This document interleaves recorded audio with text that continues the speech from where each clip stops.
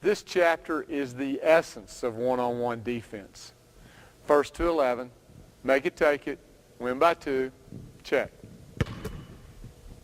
Ball in.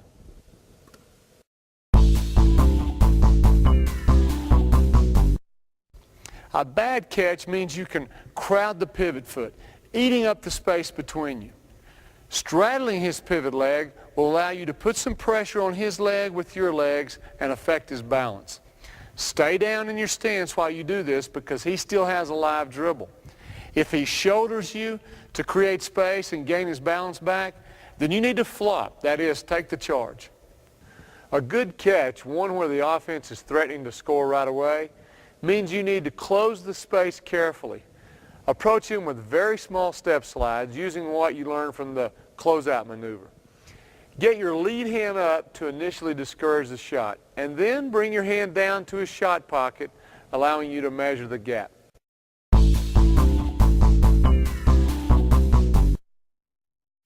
If the player gets low with the ball, he's a threat to drive. He has no shot pocket, so you can use your lead hand to discourage the sweep. His stance is, if the player gets high with the ball, then he can't drive or shoot. His only option is to pass. Stay in a stance, but eat up the space and go body to body with him. Trace the ball with your hands, crowding his passing lanes and his vision. But remember, he still has his dribble.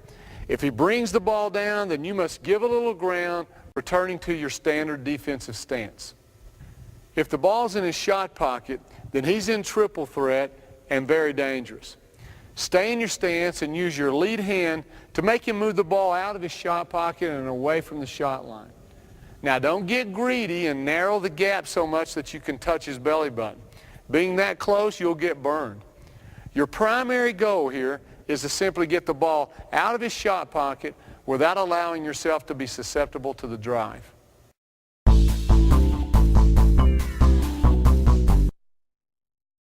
Some of the same principles that are used to influence a dribbler's direction are also used to influence the direction of a player with his pivot.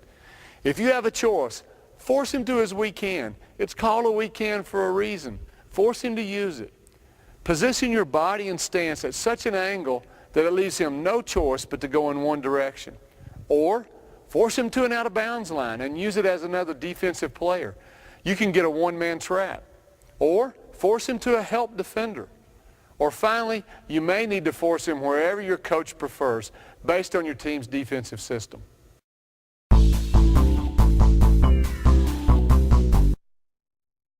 Play the drive by reading the offensive player's non-pivot foot, which I call his attack foot. Any movement from this foot should elicit a response from you. If you don't move back, he's already gained a half step and can easily beat you on the drive.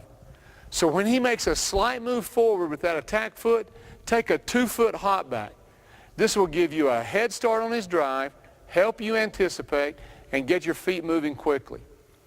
If he resets to triple threat, don't hop back toward him. Creep up to regain the space. But let's assume he continues his drive. When his first dribble hits the ground and he begins his attack, the techniques of defense revert back to the last chapter on defending the dribbler. You must be positioned in a slight overplay while pointing to the ball with your lead hand, no matter which direction he's moving.